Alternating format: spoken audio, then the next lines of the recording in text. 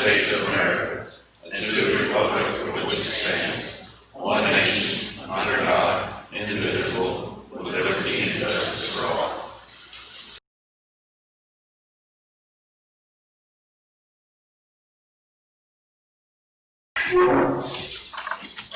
Okay, we've got a fairly long agenda this morning, so if anyone is here for any particular item, please just be patient and we will get to your particular item eventually. But we're going to go ahead and get started. We have item number 7. We've got a public hearing scheduled this morning for a revision of a plat of Lot 9 in the Himmel Subdivision, Precinct 4. I'm going to open that public hearing. If anyone is here to speak either in favor of or opposed to that particular application, we would ask that you give your names for our recording, and also if you would limit your comments to no more than 5 minutes, we would appreciate that. We do have several people signed up on this item 7, 8, and 9, so I'm going to go ahead and just call on them first. First of all, we have Carl Ivandowski. Yes, sir.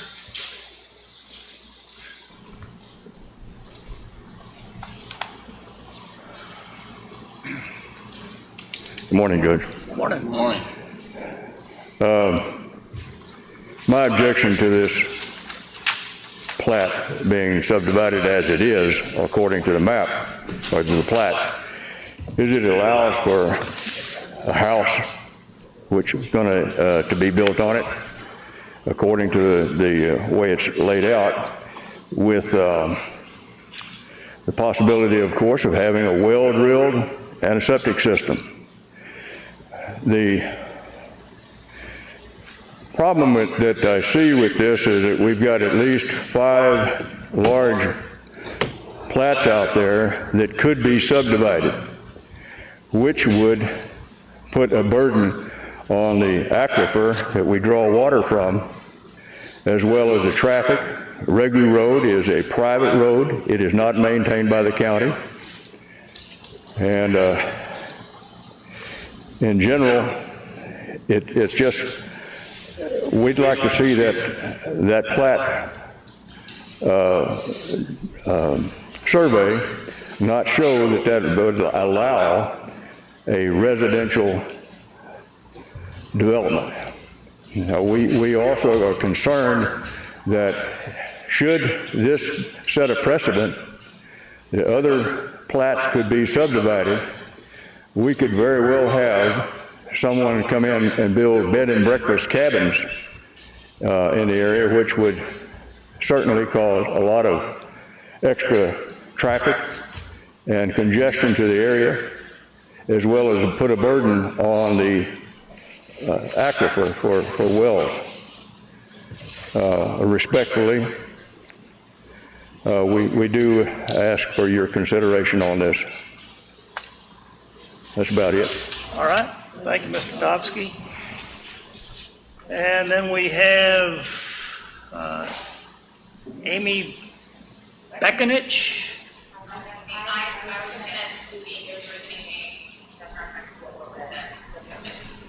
Okay, so you're passing.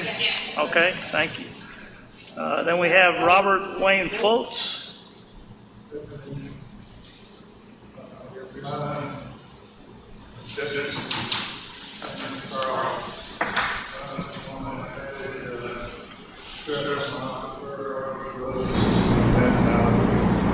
Subdivision.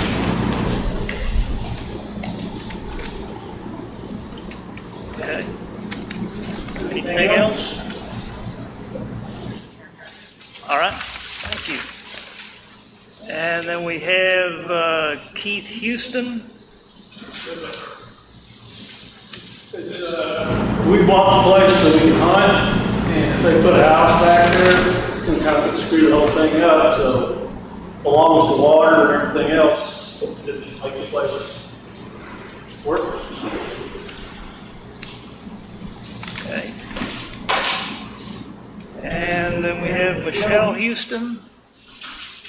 I don't object to, the split of the property. I do object to a house being put in the back, maintaining in the well and subdivision, because we already have an increase in water pressure at our place.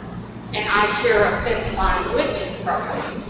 So that's our concern, if we put more houses up there, it's going to tax the water system.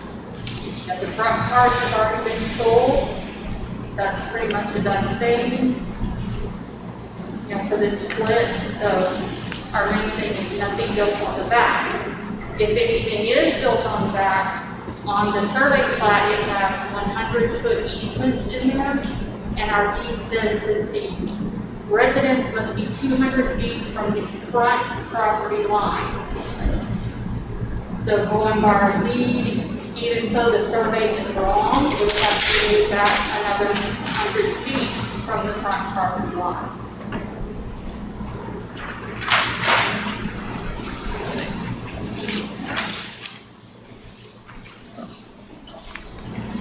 Anything else? Another thing, we hunt out there and everybody hunts towards the back of their properties, and you certainly don't want to accidentally hit someone on the fence. That's a safety issue. Most of the houses are towards the front of the properties, people hunt the back of the properties. Thank you, ma'am. Anyone else that's here that wants to speak either in favor of or opposed to that particular application? Yes, ma'am.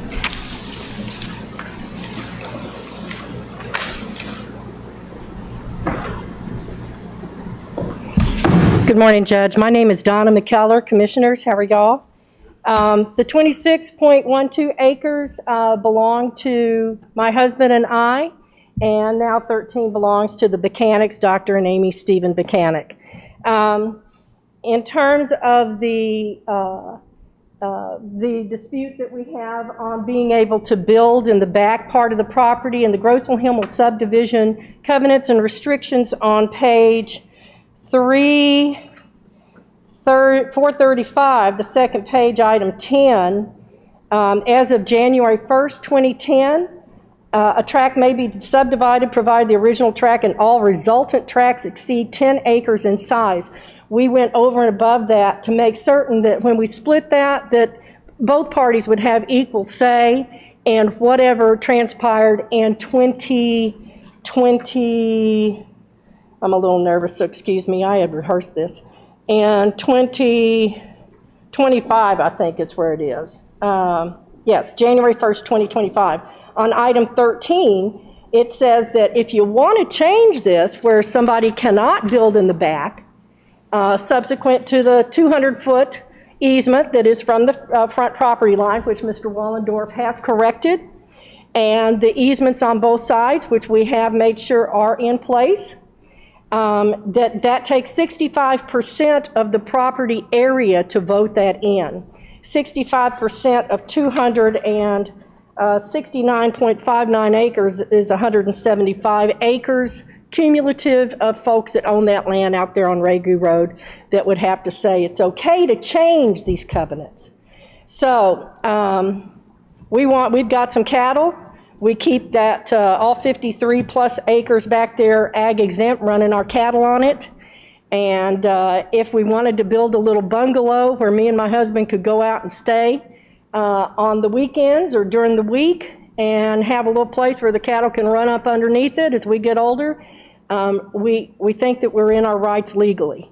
I appreciate y'all's consideration, and that's pretty much all I got to say. Outside the fact that we have 9 aquifers, main aquifers in the state of Texas, and 22 minor aquifers in the state of Texas, and this place on the topography, according to the fella, I forgot what his name is, Wayne. Anyway, it runs in with 3 or 4 different aquifers right in there, 1 main and 3 minor.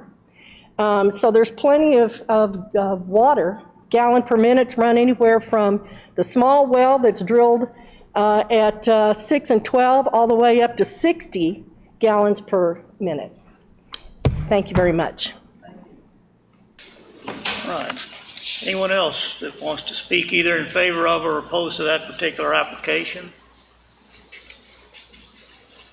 All right, if not, we will close the public hearing and we'll move to item number 8, which is for us to consider approval of the application to revise the plat of Lot 9 in the Grocer Himmel Subdivision, Precinct 4. Commissioner, I don't know if you want to address. Well, one thing I want to say is that, you know, we have these disputes off and on before Commissioners Court here. And, you know, all we can do is make sure that the regulations follow the state subdivision regulations and that the request follows the county subdivision regulations. We can't impose any, if you have a homeowners association agreement or whatever you have, if you have any restrictions on your deed restrictions, we have no authority as Commissioners Court to enforce any of that at all. The only authority we have is just to look at the application to make sure they're within the state statutes and within the county statutes. And if they all comply with those regulations, we need to move forward. That's all I can tell you. You know, our hands are tied as far as enforcing any of your HOA agreements or your deed restrictions. We can't. That's between the landowners and the neighbors. Hope you understand. You understand that. So, right, Judge? That's correct. So I think, Wayne, you have anything you want to? Wayne, you're a subdivision administrator. Does everything look good to you? As far as our authority is concerned, then I would say that I want to make a motion to approve the application to revise Lot 9 in the Grocer Himmel Subdivision, Precinct 4. You want to make that subject to us receiving Mylars and approving those Mylars? Correct. I was going to say that we don't have the Mylars yet. Do we? Anybody? Sir, they're in the process, And so we'll have the paper copies. We will have those Mylars to you. They're in Austin right now. She's actually taken off from her surgery schedule today. So we've got her husband who's in palliative care. They'll get those signed over and we should have it by next week, Amy, you think? does the lien holder have to sign? Yes. That's Next week, sir, if that's all right, Commissioner. Just so you all know, we're supposed to have those Mylars 2 weeks in advance of these. So, like Commissioner made the motion to approve it, but since we don't have the Mylars, nothing can happen on that until those Mylars are actually recorded, and those won't be recorded until we've had a chance to review them. So typically we want those here at least 2 weeks prior to our hearing. Yes, Judge. We've been pushing on that for about a month. Did you have what you need? I do not have the tax receipts. Do you have the tax receipts? I do. Yes. Do you need them right now? Just so you just Yes, ma'am. I got them, Mary Lynn. just get it. I got them. So I'll make a motion to accept, with the understanding that it won't be recorded until we get the final Mylars and the tax certificates in to the respective offices. And that we've approved those Mylars, or you've approved, you and Wayne. Yes, and then Wayne and I will look over the Mylars and make sure that they're correct.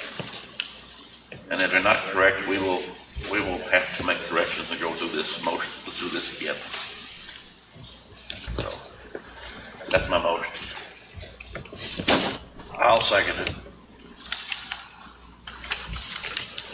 Okay. Questions or discussion? Not all in favor of approving the application to revise the plat of Lot 9 in the Grocer Himmel Subdivision, subject to us getting the Mylars and the tax certificates, and Commissioner Shu and Wayne Wells approving those Mylars, say aye. Aye. Any opposed? All right. And And then moving to item number 9, to consider approval of variance from the minimum road frontage requirements for Lot 9, R2 in Grozer Himmel Subdivision. Again, Judge, that's something we typically do, you know, that's why we have the variances for these kind of issues. I don't think that Wayne has looked at it, there's no issue with it, Wayne, for the, everything in order. As per state statutes and our subdivision regulations, so I would say that I would make the motion to approve the variance for minimum road frontage requirements for Lot 9 R2 at the Grozer Himmel subdivision. Second. Questions or discussion? Not all in favor of approval, say aye. Aye. Any opposed? All right. Okay, and we do appreciate those of you who came this morning to speak, either in favor of or opposed to that, for taking the time out of your day to come and speak. We appreciate the concerns that were expressed, but like Commissioner Shu was saying, the county has very little authority. As long as a requested revision or a plat meets the state's regulations and our subdivision regulations, then even if it may conflict with something that's in your deed restrictions or the homeowners association policies, rules, and regulations, we don't have much choice but to approve it. Now, if it conflicts with something that's in your deed restrictions and homeowners association, like Commissioner Shu was saying, that's between the property owners. You still may have some recourse to try to get your relief that way, but the county can't be involved in that process. So we appreciate you coming and appreciate those concerns, but that's not something that we can take care of this morning. All right, let's go down to item number 10, to consider implementing a burn ban. We've got our County Fire Marshal, Steve Alfers, here. Visit with us a little bit. So on July 15th, the third Wednesday, our typical meeting, the chiefs met, and we gave this item careful consideration, very thoughtful consideration. And since that time, we've noticed a slight uptick in wildland type issues, that's particularly last week. Texas Forest Service will note that is.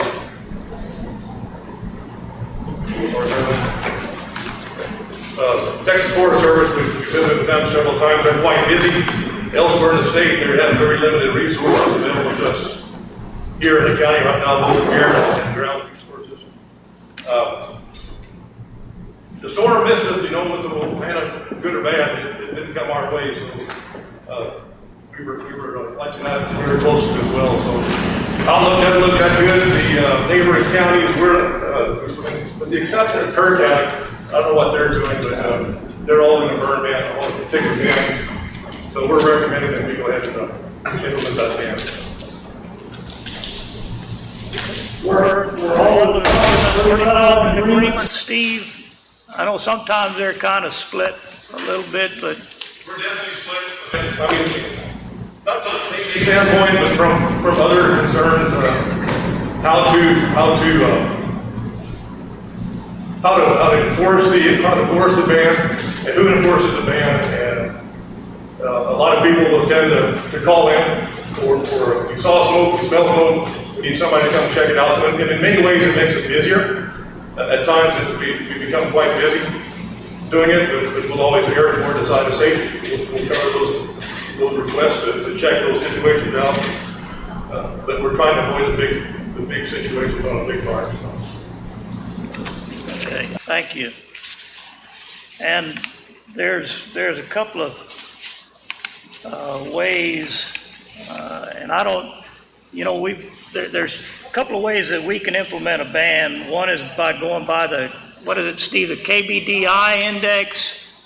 Yes, sir. And I don't think we've ever gone by that. We've gone by the other one that says that circumstances present in all or part of the unincorporated areas of the county creates a public safety hazard that would be exacerbated by outdoor burning, and that's typically the one that we've gone by. I don't even know what that index is right now, but we've always gone by that other, the public safety hazard.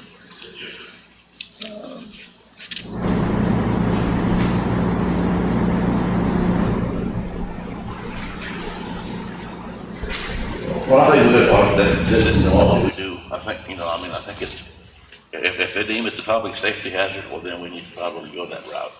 That's my preference. And so typically, we can do it for up to 90 days, and then normally you give me the authority to call that off sometime in between there if we do have significant amount of rain after talking with the county fire marshal. Is that all part of the motion? That's the motion I will make, yes, sir. And hopefully we can make it rain that way. Yeah. Well, we have sometimes. We have. Typically, after you put a burn ban in place, it usually rains, right? Yeah. Well, sometimes. Even on the same day. Yeah. Yeah. So we got a motion. Do we have- Give a second. All right. Any questions or discussion? Any questions for Steve while he's here?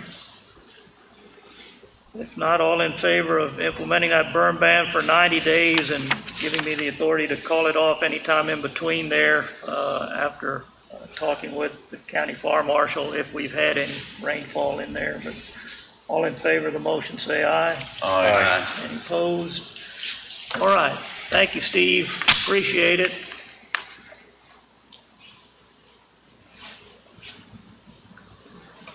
All right, number 11, to consider setting a public hearing to revise the plat of lots 18, 19, 20, and 21 in the Clearwater Estates Subdivision in Precinct 2. So I think we have 4 lots here that they're wanting to combine just to make one lot. Wayne's met with them, looked at it. All right, so we don't have to send out the letters, but we still need to advertise. So the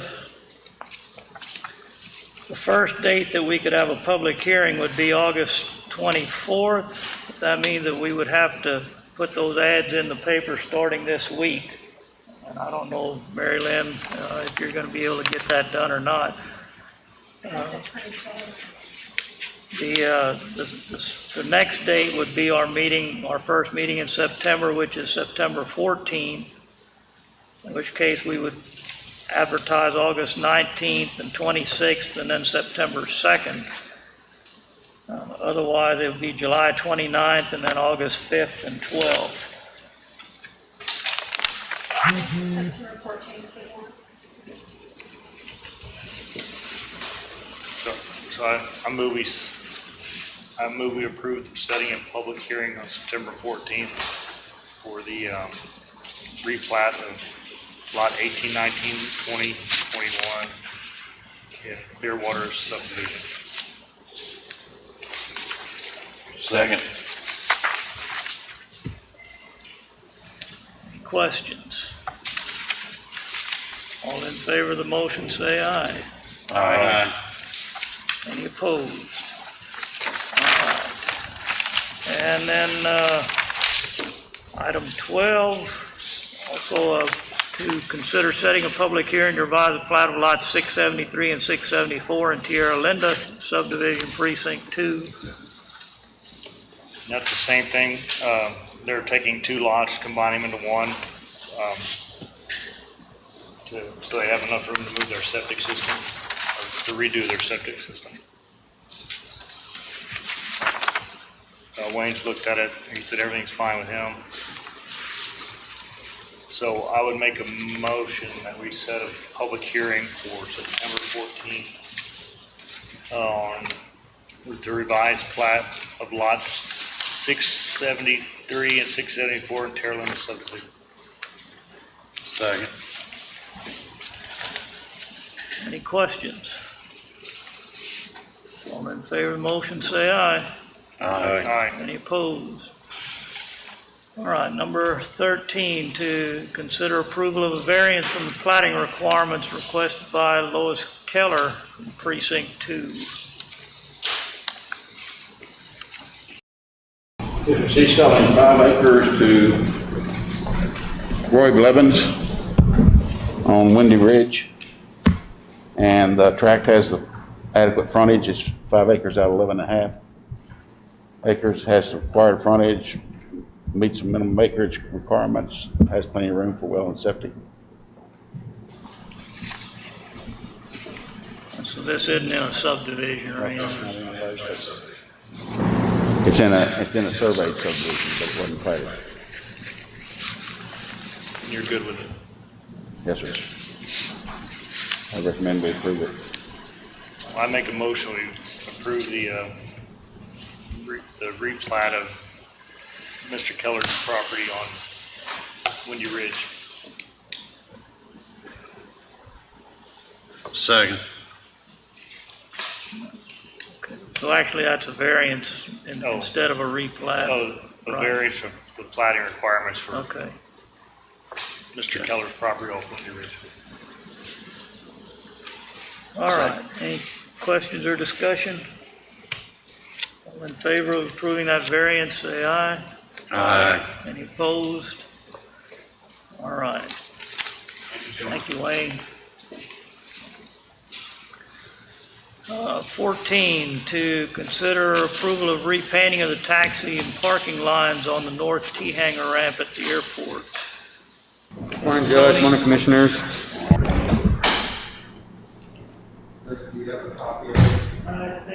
Do.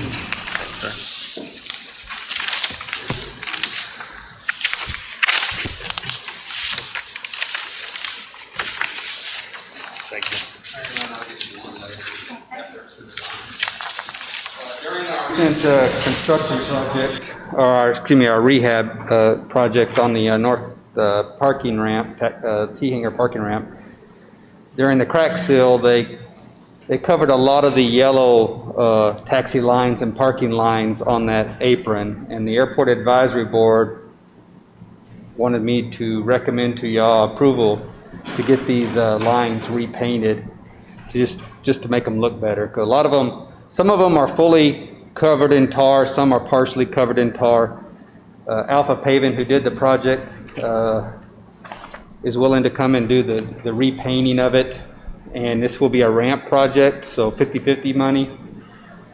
And we do have money in the budget for it. I'll make the motion that we approve the repainting of the taxi parking lines on the north T-hangar of the ramp at the airport. Second. Questions or discussion? All in favor of the motion, say aye. Aye. Any opposed? John Hancock so we can submit it. And I'll fill out the payment page. All right. Let me give you that right now.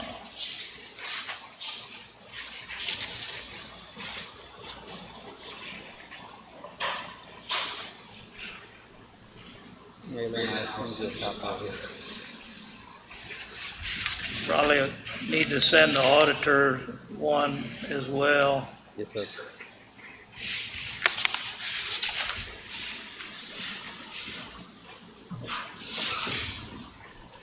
Okay. Thank you, Tony.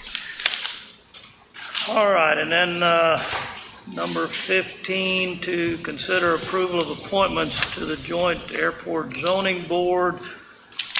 You might remember a few months back, we had approved the creation of a Joint Airport Zoning Board with the city in order to try to update, I guess, the zoning ordinance out there at the airport. And then we did discuss it with the city one time in a joint meeting, and then it kind of sat for a while. And I understand now the city has appointed Mayor Neffendorf and Councilman Watson, is that right, Tony? As their representatives to this zoning board, so we need to go ahead and appoint a couple of members. I had talked with Donnie a while back to see because I thought it might be good if he and I served on that board, but now that the city, I kind of wanted to see who the city was going to appoint, if they were going to appoint two members that were not on the council, but they appointed the mayor and one of the council members, and so I think it would be appropriate if we kind of did the same thing. The fifth member, of course, would be determined by the four members of the joint board, the two from the city and the two from the county. The fifth member would be appointed by those other four members, and that person would be the chairman of the Joint Airport Zoning Board to try to get this update accomplished. And Tony, if I remember correctly from the information you gave us, it doesn't look like there's really going to be a lot that we need to change or update, but we need to get it done. Basically adopting the hazardous zoning chart, and then of course just converting the 1978 template to the 2020 template, and the language is basically the same. Nothing has changed in regards to the FAA rules and that kind of stuff. So that's purely, I think, a paperwork drill, unless there is some disagreements. Okay. And unless somebody else has a burning desire, that would be my recommendation, is that we appoint myself and Commissioner Shue to try to get it done. Sounds good. Do you need a motion for that? We need a motion to that? Yeah, that'd be I know we need a motion, but do we need a motion just for you and Donnie, or to approve the other two members? No, we don't need to approve. The city has already appointed their two. We just need our two. I'd like to make a motion to approve Donnie and Judge Strayer, Donnie Shue and Judge Strayer, to appoint them to the Joint Airport Zoning Board. Second. Any questions or discussion? I just want to say that I forgot our conversation a while back, Judge. It's been a while back, but then once you reminded me of it, I remember. So I will gladly serve. All right. All in favor of those appointments, say aye. Aye. Any opposed? All right.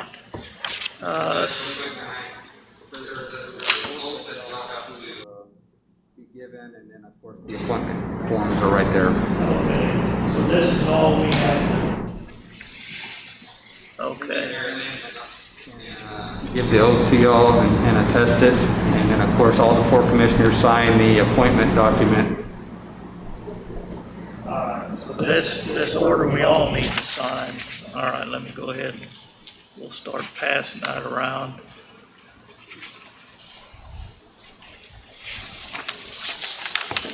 Dennis, if you and Charles want to sign that and send it back, I'll send it the other way again. All right, 16, to consider approval of Ford AV proposal dated July 8th, 2020 for audiovisual scope of work at the new AgriLife Extension Building. Morning, Rufo. Morning. I grabbed my wrong folder, so I don't have copies for all of you all. So the AgriLife building, 40 AV is proposing a new audio-visual system for the AgriLife multi-purpose room. The base scope covers the video portion for the whole entire multi-purpose room. As for audio or videos for one compartment, audio is for all three compartments. The base scope for that is $77,853.95. Ford AV did offer a couple of alternates for your consideration. One is to provide the two other compartments with video systems. That comes to a cost of $56,509.21. And also they have a preventive maintenance option for $2,980. And what that entails is towards your end, your warranty is included for your first year. Let's just say 10 months down the line, if you elected to do this option, they will come here and assess your system and see if there's any adjustments that need to be made at the time. From what I understand, I don't think the county elected on past projects, you guys have elected this preventative maintenance. So I'm not sure if you guys, if you're willing to do that now, but based on my conversations with 4AV, you typically don't do that. As for budget, we do have within our soft costs to cover, we have $80,000 in soft costs for the audiovisual system. So we have enough to cover the base scope. We're still going through pricing exercises right now for buyout savings. It's too early to say right now we can cover the additional option at this point in time, but that's something that we can consider as we progress through the project. I hope to know more in the next 2 or 3 weeks, but considering that this Ford AV is a long lead time, I would like to have these guys on board so we can have them installed the system sometime mid-September. Rufo, what was the price of the PM? The base scope is $77,853.95. Maintenance. Oh, I'm sorry, the preventive maintenance is $2,980. So if the county elects to, let's just say the base scope and the preventive maintenance, we have budget to cover that cost. And I failed to mention that we are procuring this through a purchasing co-op, which is the NCPA purchasing co-op. So that's how this is being prepared. What they're proposing to do with the single monitor is putting the video in the middle unit to where both of them on the side could view it. It might be at a little bit of an angle, might be a little small or whatever, but it is visual from the other two compartments when you divide it into 3. That is or if you have correct. to put it into 2, it'll always be in the middle one. So it is always available.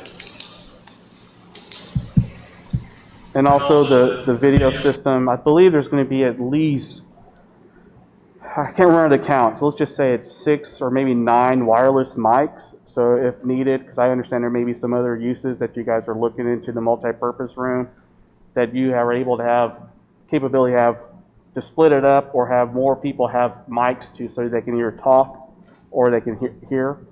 Also, there's going to be data ports, which is not related to Ford AV, but to give you a picture of what this multi-purpose room can do. There's going to be data ports within the floors. So if you need hardline connections, for whatever reason, you have that option, as well as there's going to be wireless connection throughout the whole space. So that multi-purpose room is truly multi-purpose. So.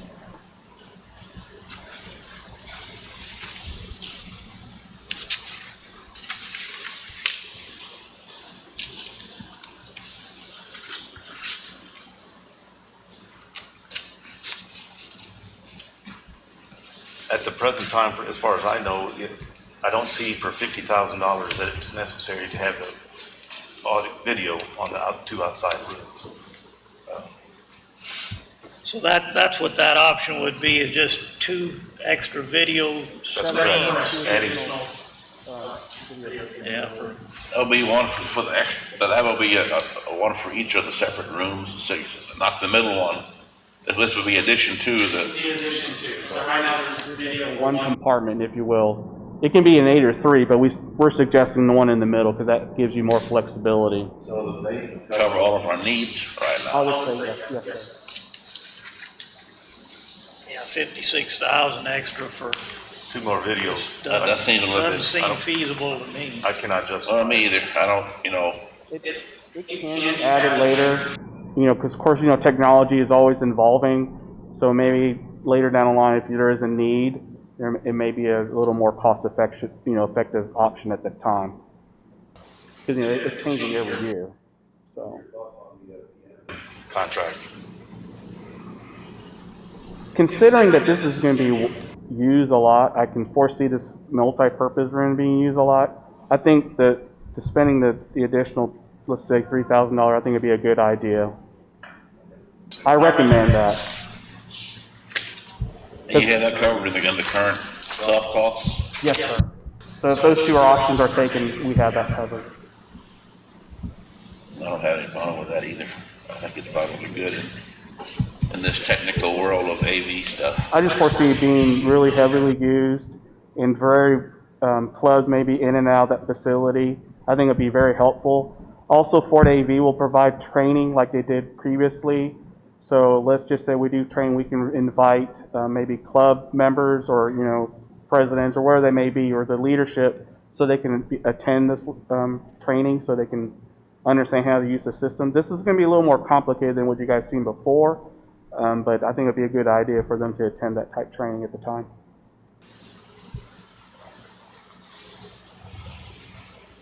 Well, I'll move that we approve the proposal from Ford AV for the 775395 for the audio visual, with in addition to the 2980 in the maintenance contract. Second. Questions, discussion? Not all in favor of approval, say aye. Aye. Any opposed? All right, 17, to consider approval of Weaver Technologies proposals 3696 and 3697 dated July 14, 2020 for network cabling at the AgriLife Extension and Facilities Maintenance Technology Services buildings. Good morning again. Once again, we're purchasing this services through a purchasing co-op. This is in fact through the TITS. We went with Weaver, or we recommending Weaver because they have done work with the county and they're familiar with your needs. So what this costs, let me back up. The AgriLife data cabling is $56,060. The facility maintenance data cabling is $53,906.67. And what this all encompasses is all the low voltage cabling that is used for the data for both buildings. And also, this is the wiring, the infrastructure for the video surveillance system. So you have that infrastructure in the event that the county will add cameras at a later date. You have that cabling ready to do so. All these locations are identified on the drawings. It's like I said, it's throughout each of the buildings. You're going to have full coverage in all the admin spaces, all the flex office spaces, all the classroom spaces, as well as the multi-purpose room. Also, we have locations for the wireless access points so you make sure that you have proper coverage within the building. And again, this is just the infrastructure, the cables itself, and that's what this cost covers. And we do have this identified in our soft costs, and we do have the budget to cover both of these items.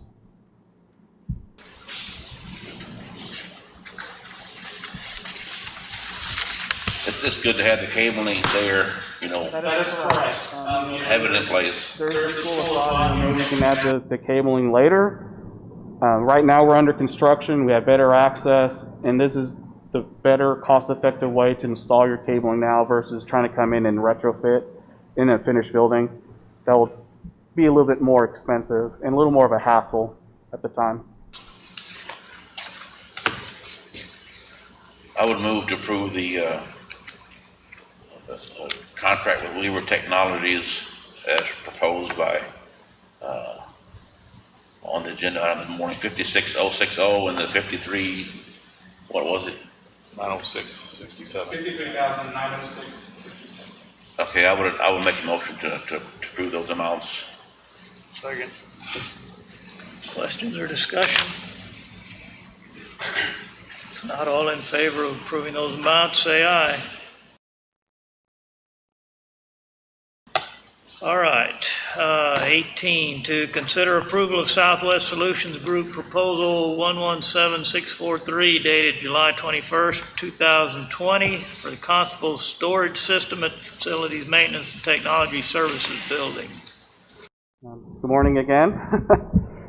Through the design process, as you all know, that the constables will be housed in the flex office spaces in the facility maintenance building. Of course, during design, we went back and forth of whether to have built-in closets, if you will, or have something that will be standalone.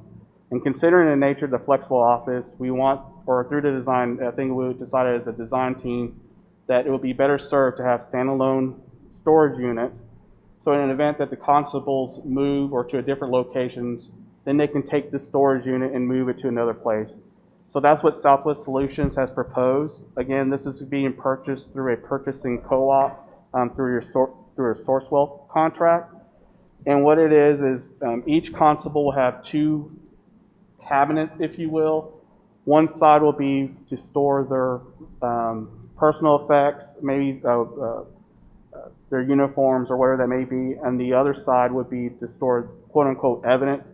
Now, from what I understand, my conversation with the constables, they don't typically store evidence a lot of times, but in the event they do, at least they have a secure place that they do so, and also that this storage unit will house, if they have any, small arms or small ammunition. It's not intent to leave overnight, but in the event they need to put something securely, they can at that time.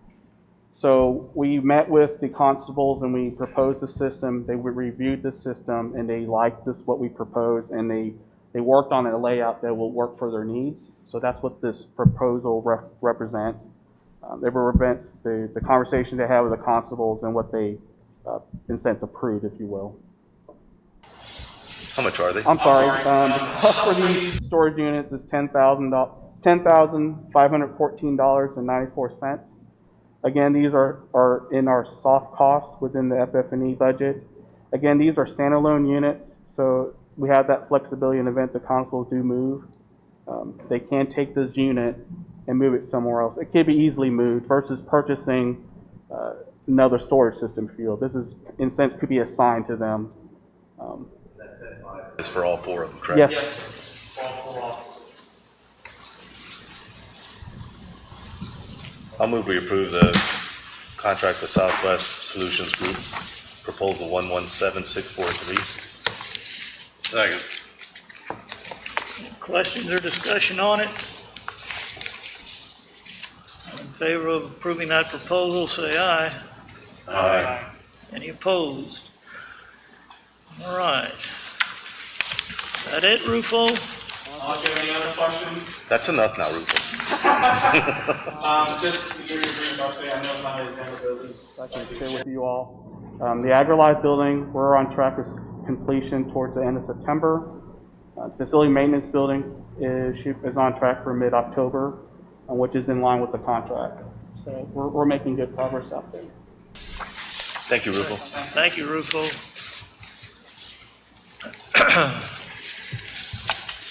All right, 19, to consider approval of transferring full-time personnel to part-time personnel in Justice Peace Precinct 4, along with a change in the position designation from full-time to part-time. Morning. Morning, Your Honor, Commissioner. Morning. Discussed this with my clerk, Miss Ernst, and she has agreed that it doesn't make any sense at this point to be there full-time. We don't have the business to support that financially. I don't want to be a drain on the county and the taxpayers. We've had about 120 criminal cases filed is all, and maybe 10 civil cases a month, and we've offered to help the other precincts, and we've done what we can, and we hate sitting around and not doing a thing. So we felt like this was the best thing for my clerk and for the county to reduce the hours to part-time. And that would be 24 usually to 29, stay on that 30 hours. And we've taken some steps. We'll make the phone ring, roll over from her phone to mine so I can answer it if she's not there. I've sat at the window before, so I can do some things at the window if it gets busy. And we also have the capability of leaving a message if nobody picks up the phone. So I think it can be done. I don't think it'll cause any great problems. I think we can serve our clients well with the reduction in hours. That would be effective when? September 6th is the date. That's actually middle of a pay period, but it's on the weekend. If that won't work, we could go with September 13th, which is the end of a pay period. And we would prefer the September 6th date. I think that'll work from what I've checked into, Carl. Right. I think that'll work, so. I think that'll be, I said that'll be fine. And, I know, Carl, Judge Chester was, talked to me several times about this, and I appreciate them looking into doing this, and I think it's a good move if y'all can handle it, so. Well, I think we definitely can. I've got some experience, and she's got enough to pick up when she's there, so. I would move to approve the transfer of the full-time personnel to part-time personnel in Judge Chessel's office, along with the change of the position designation from full-time to part-time. Effective 9/6/20. Second. All right, any questions or discussion? Not all in favor of the motion, say aye. Aye. Any opposed? All right, thank you, Judge. Thank you. Appreciate it. Okay, number 20, to consider approval of allowing split payments of taxes. I think Vicki is gonna explain that to us every year, because I think we tend to forget what that is every year.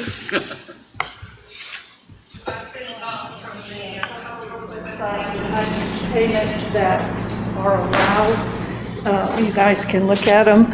The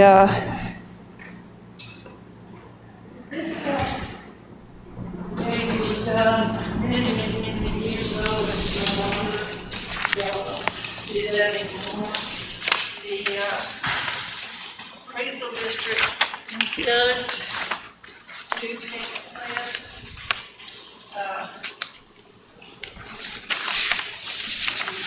I will.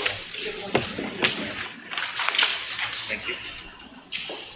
Those are the options that are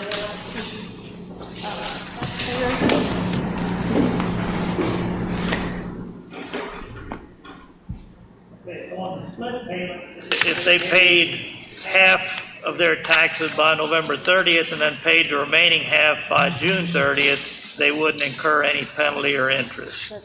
And then they do have some quarterly payments also, but they have to be set up at the beginning, not, it has to be done on their tax statement. When they get their statement, it has to show that they're making quarterly payments. And the monthly payments are available to people that are 65 or older or delinquent. If they're delinquent, they have to see the crystal to set up a payment plan. Otherwise, they can go through the appraisal district to set up payment plans. I don't believe that they do escrow, because I did talk to them this morning. They do escrow if you want to pay ahead of time. I don't think they really encourage it, But the split payment is the one that we're right. talking about. I don't recall that the county had ever, I mean, if they did, it was a long, long time ago. As far as I know, they've never even done the split payments. They're not the ones that they're having to make payments on. It's probably the school taxes that they're being, I don't know whether, I guess the school allows them to do that, but.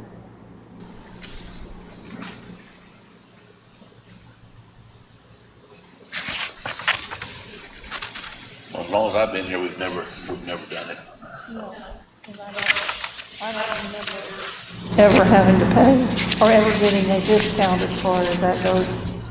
It's been so long ago that they did, if they did it. You have a recommendation on one way or the other? I don't think that they want to do the discounts. I'm pretty sure that the appraisal district is definitely against that. That's the next one. Number 20 on the split payment. The split payments, I recommend that they do, because there are some people that are financially, it would be beneficial to them, yes. Split payments. But that's not something that has ever been done by, I mean, there are other mechanisms like you talked about, payment plans and that sort of, but that doesn't fall under the split payment. No, no. I think as long as they have the option of doing that some other way, I don't know why we'd want to change now. Yeah, I don't think that's ever been done here. I don't think so. Yeah.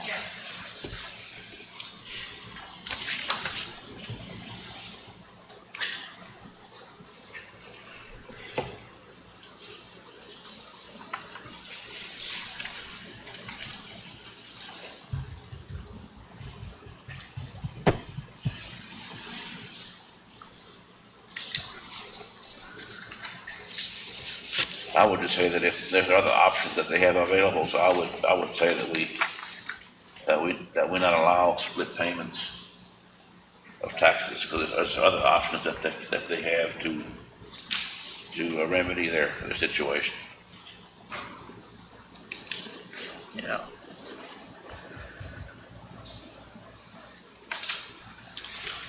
Second? Yeah, I'll second that. That's. All right. Any questions or discussion? All in favor of the motion to not allow split payments of taxes, say aye. Aye. Any opposed?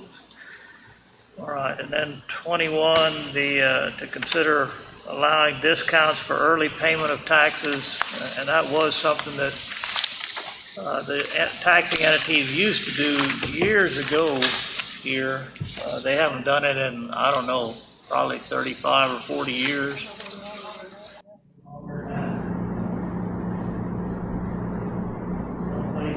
Still allow some kind of a discount for early payment, but I don't think the appraisal district can be very enthusiastic about, especially if the other entities don't do it.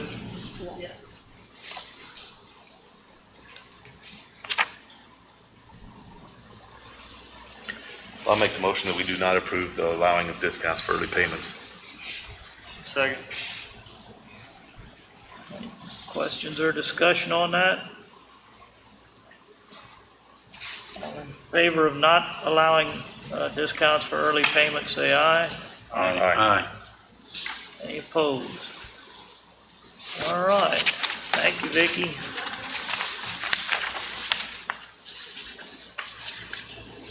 '22, to consider approval of proposed installation of utility line over or under a portion of the Windy Ridge Road in Precinct 2 by Central Texas Electric Co-op. Yeah, Doug, do you have that copy? Yeah, I've got that. Yeah, I met with Ricky, and what they're gonna do is go down on our right-of-way easement with a buried line. And it'll be, more than 36 inches deep, maybe, not depth, in their standard procedure depth. So I would move we approve the overhead, or the buried line through Windy Ridge Precinct 2 road. Second. All right. Any questions or discussion?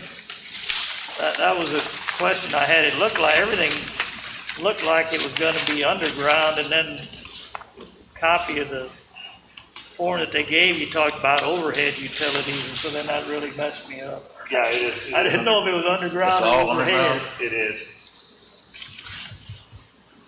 Okay. Any other questions? All in favor of approving that installation of the utility line underground and authorizing Keith to sign off on that, say aye. Aye. Any opposed? All right. And so do you have the original, or is this the original? You have the original. Okay. You want to give that back to Keith?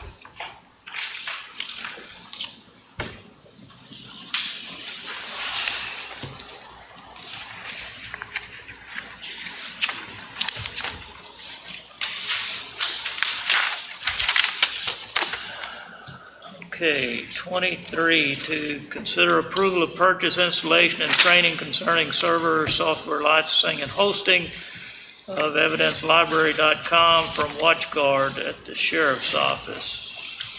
Sheriff? Morning.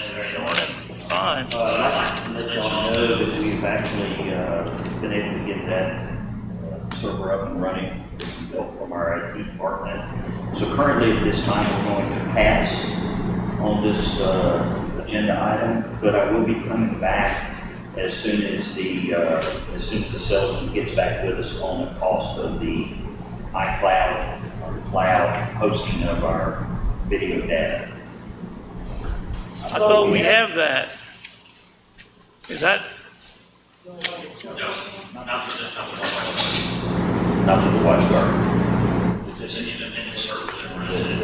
Right, I thought that was the invoice that was sent over to us, was for that, That's what we, to move it to the cloud. that's what we were planning on doing, but the cost of what that's going to cost, I'm not going to present that cost to you. There was also some issues with the original proposal and configuration of the existing equipment that didn't work properly.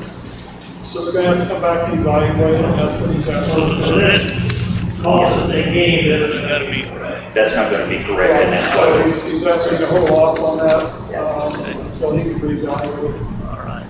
So we're not going to. No action on that today. That's right. All right. But I just want to let you know that we will be coming back once we get hammered out. Okay. That cost. Thank you. Well, thank y'all. All right. 24, to consider approval of renewal of Esri mapping software annual maintenance agreement for the sanitation department. This is the same kind of a license that we approved a meeting or two ago for Raynell. Dwayne has that one license for $403 that we need to renew. And that's for the year. I'll move we approve. Second. Any questions? All in favor of approval, say aye. Aye. Any opposed? All right, 25, to consider approval of new license for Esri mapping software for sanitation department. This is that new license that he talked to us about during our budget workshops. Since he now has that additional assistant, the new license is going to cost $1,246.28 for this year. And then my understanding is that it's supposed to go back down to the, like the one above, that $403 in the future. But I move we approve. Second. questions? All in favor of approving that new license, say aye. Aye. Any opposed? All right, 26, to consider approval for restoration or preservation work on the floors at Rady School. Dennis, are you doing that one? I can do that one. Yes, they've run through the process with Jim Lindley and Donnie Shue and for the restoration and preservation work of the floors. I don't know what the dollar amount is, but I know that they've done their homework on it. Donnie, do you know the numbers? Looks like $2,100. I think like a little over 2,000. $2,100. I sent that to you. Yeah. Isn't that from our hot tax? Or is that- Hot taxes, okay. So I move that we approve make a motion to approve the restoration and preservation work for $2,100 on the floors at Reedy School. Second. Questions or discussion on it? All in favor of approval, say aye. Aye. Any opposed? Okay, 27, to consider setting sheriff's and constables' fees for 2021 as per section 118.131 of the Texas Local Government Code. I had Pansy contact the sheriff's office along with the constables to see if there were any proposed changes in those fees that we adopt every year. She has a note on here that nobody had any changes. I don't see anybody here, but said that nobody had any changes, so I would imagine we're just going to be leaving them as is for the next year, but we still need to go in to the website and take care of that. Were you going to do that, Mary Lynn? Okay, thank you. And I'm not sure, she said that one of the constables had gone in there and tried to make a change in there a couple of weeks ago, and I don't know if they did or not.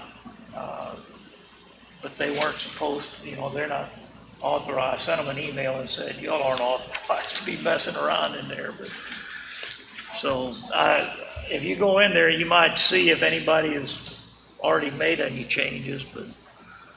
Can we make a motion on that, Judge? Yeah, if you want to. I would make a motion that we leave the fees the same. Second. Questions? Fine. All in favor of leaving those fees the same for 2021, say aye. Aye. Any opposed? And then 28, to consider approval of retaining current fees for county road and bridge and the child safety funds. Currently, whenever someone renews their license registration at the tax office, they're paying a $10 road and bridge fee along with a $1.50 child safety fund fee. That's the maximum that we can charge at this point, and that's been the same for years already. I don't know how long, but quite a while. Anyway, we have to approve this every year too, whether we're going to keep the same fees or whether we're going to change them, and then we need to submit that. I move we approve to keep the fees the same as they were. Second. Second. Any questions or discussion? All in favor of retaining the current fees for the county road and bridge and child safety fund, say aye. Aye. Any opposed? All right, 29, to consider hiring personnel in the elections department. Morning, Anissa. Morning.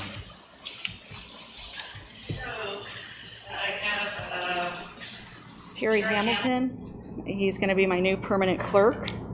His starting rate will be $14.89. His first day will be effective today.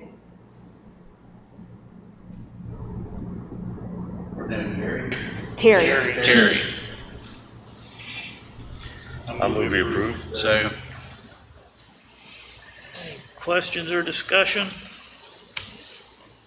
Not all in favor of approval, say aye. Aye. Any opposed?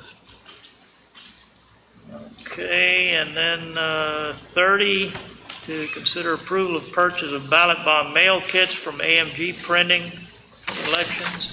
I have a quote for 3,500 of them because I've ordered about 4 times this year and we just need to get a big order because we have a lot of people requesting it for November.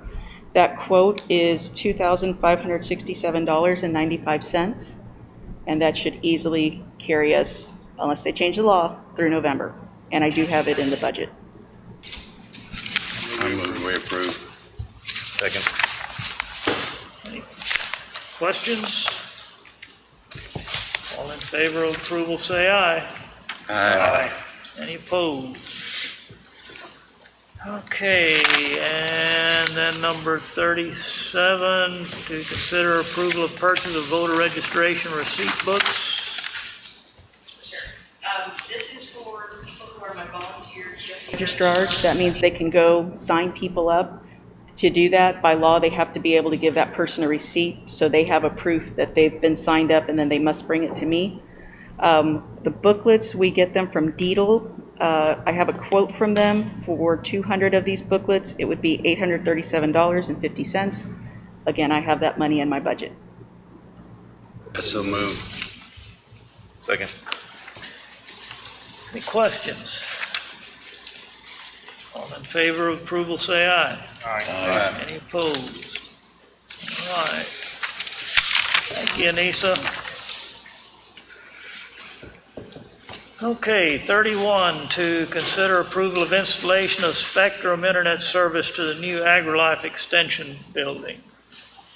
Contacted them, and we have a $199 installation fee for the internet service, and it'd be $274.98 per month thereafter. I'll move we approve. Second. Any questions? All in favor of approval, say aye. Aye. Any opposed?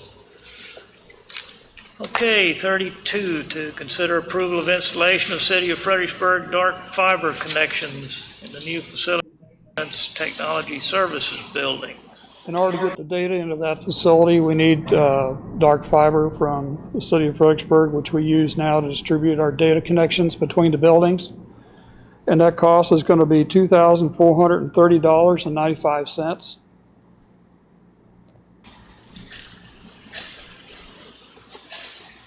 That's out of your budget? Yes. So move. Second. Questions? All in favor of approval, say aye. Aye. Any opposed? 33, to consider approval of purchasing network data equipment for new facilities maintenance technology services and the AgriLife Extension buildings. We need to purchase equipment to bring the data and make it active in those buildings, both of them. That total equipment cost for those two buildings is going to be $27,140. That's going to create the data connections, both wireless and internal, for the offices and different systems that's present. Got it set up in your budget? I so move. Second. Any questions? And that's out of your budget or out of is that going to come out of the construction budget? Well, I have money in my budget, but I don't know where you want to take it out other than that. Larry, do you know? All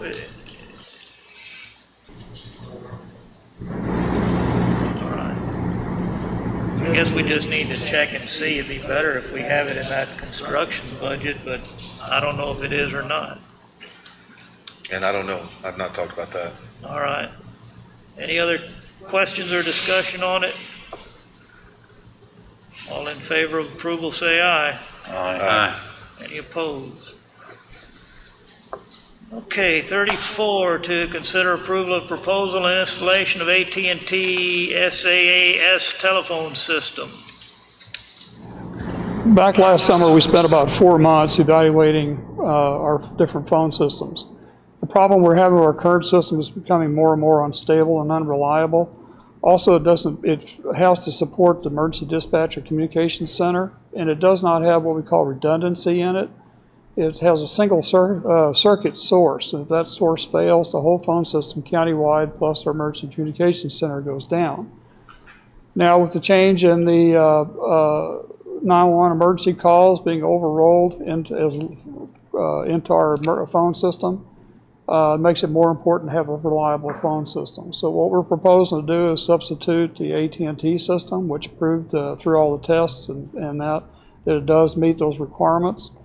That system is going to require a $11,873.75 one-time configuration charge to be put in to start the configuration process to move us over. We will have to buy the phone sets from AT&T to install them, and we will do that probably not all at one time. We'll do that as we switch departments over.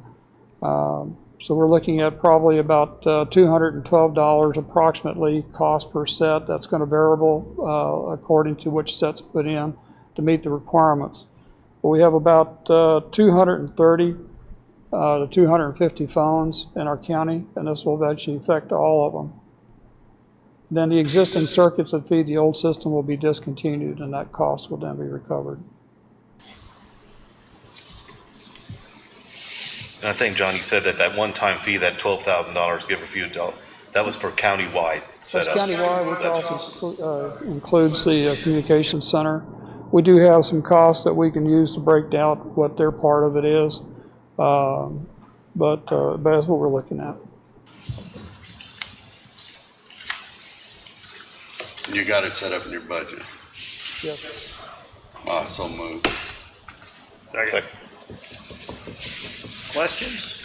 So when do we start changing over? Are you gonna do some departments at a time or a few at a time? Yeah, our first priority is to get AgriLife switched over, so when they move into the new facility, they'll be on that new phone system. Then we'll start trying to work on dispatch, but we'll try to do it as a slow phase in instead of trying to do a global at one time. It's just too traumatic to all departments. But each time we get a department switched over, then we'll start the process to move another one on until we get everybody moved over. It might could take us until, the beginning of the next year to get it all done, but especially the holidays coming up. That won't affect the initial 11,870. That's the initial fee. Yes, it's a one-time configuration fee and applies to all the entire county. So we don't have to come back and always have more configuration. No, the only thing we'll come back and do is we add a department, we buy the phones at that time, but there's no more configuration costs. Any other questions or discussion?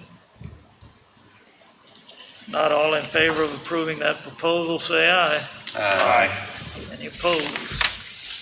All right, thank you, John. 35, to consider approval of repairs to the low water crossing on Loudon Road in Precinct 4. Yeah, we have a water crossing that is no longer repairable. It's in pretty bad shape, and we had 3 different contractors look at it, and all 3 were familiar with how we build our road crossings and how they pretty well know what is needed for those road crossings to stand the weather and time. So we ended up looking at one from Sanchez Concrete that has done a lot of work for the county and used some steel that I think will last longer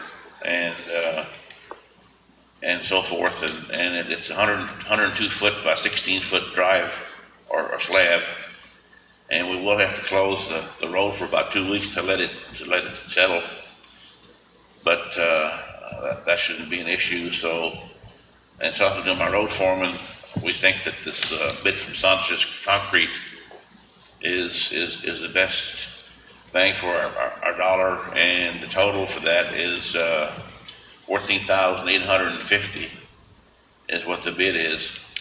So I would make the motion not to exceed $15,000, just to give us a little wiggle room if we needed to take care of this water crossing. And I do have the funds in my budget, so. Second.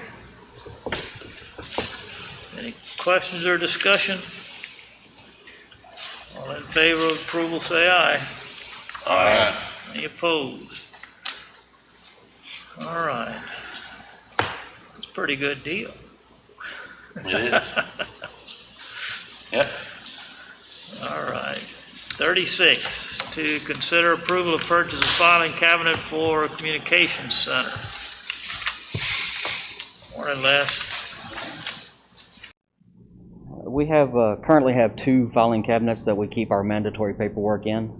Over the last 5 years, that has increased some, so I'm looking to purchase a matching filing cabinet to help with some of that overloaded paperwork that we have to keep. It's at a cost of $559.35, and that would be from the same place that we received the first 2 workplace resource 5 years ago. I move we approve. Second. Any questions? All in favor of approval, say aye. Aye. Any opposed? All right, thanks, Les. Guess we'll go to pay some bills. Do we have any? I move we approve our bills and claims and payments via electronic fund transfers. Second. questions? All in favor, say aye. Aye. Any opposed? Journal entries or amendments, do we have any? No journal entries or budget amendments. No action. Payroll claims and expenses? I move we approve our payroll claims and related expenses. Second. Any questions? All in favor, say aye. Aye. Any opposed? Departmental reports and fees of office. I move we approve our departmental reports and fees of office. Second. Any questions? All in favor, say aye. Aye. Any opposed? All right. Now we got through that a little quicker than I thought we would. Gee, that's what efficiency is like. Could have put double that number of items on there, I guess. No.